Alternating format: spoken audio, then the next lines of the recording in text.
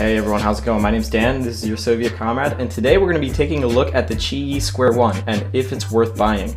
Spoiler alert, the answer is yes. Let's get into it.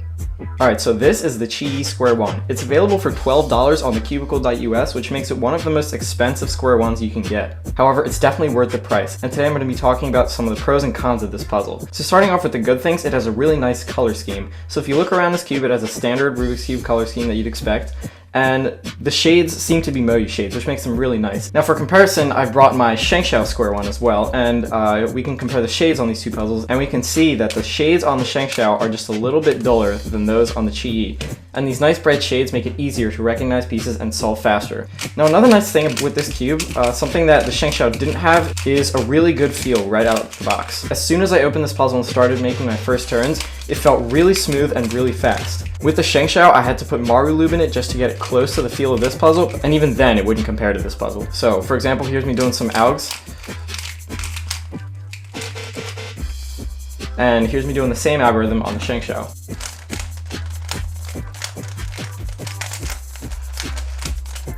So as you saw from that, the AUG execution was a lot smoother on the QiYi, and I think there's one specific reason for this. The QiYi definitely has far better corner cutting than any other Square-1 I've ever seen. So for example, this is how you normally do a slice. However, sometimes you're going to misalign a layer just a little bit, and this is what happens. As you can see on the QiYi, it doesn't really have much problem cutting it anyway, whether you turn it one way or the other. Now let's take a look at the same problem happening on the ShengShou. So here's a regular slice move, and now we're going to offset it just a little bit, and you can see it doesn't turn at all, whereas on the QiYi it had no problem turning. And now let's turn it in the other direction. Nope, no go.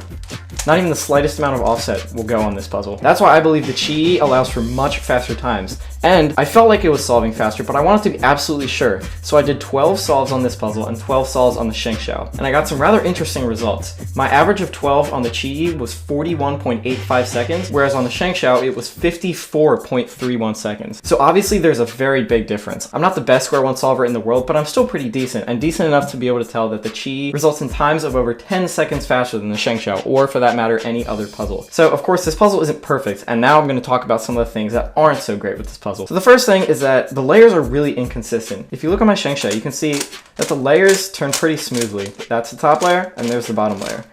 They turn consistently. They're never too loose or too tight. With the QiYi though, there is a slight problem.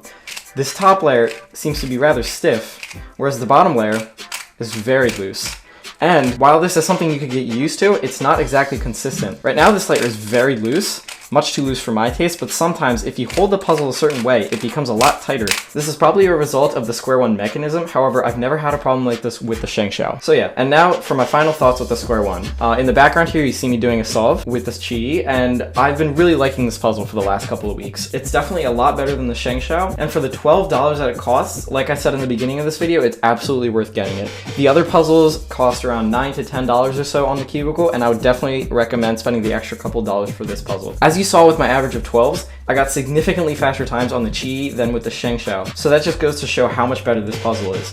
Of course, you can make any Square-1 just as good as this one with a proper setup, tensioning, and lubing. However, a puzzle that's this great just out of the box is something you don't get very often. So yeah, those are my thoughts on the QiYi Square-1, one of the newest Square-1s to be coming out. Soon Moyu is going to be releasing their own Square-1, and we'll see if that will be a competitor. However, knowing Moyu, that puzzle might end up being far more expensive than this one. So even when that one comes out, this might still be a very good choice to get. So yeah, that wraps up this video. Thank you guys very much for watching. If you enjoyed, please leave a like, and of course subscribe to see more cubing videos coming soon. This is your Soviet comrade out.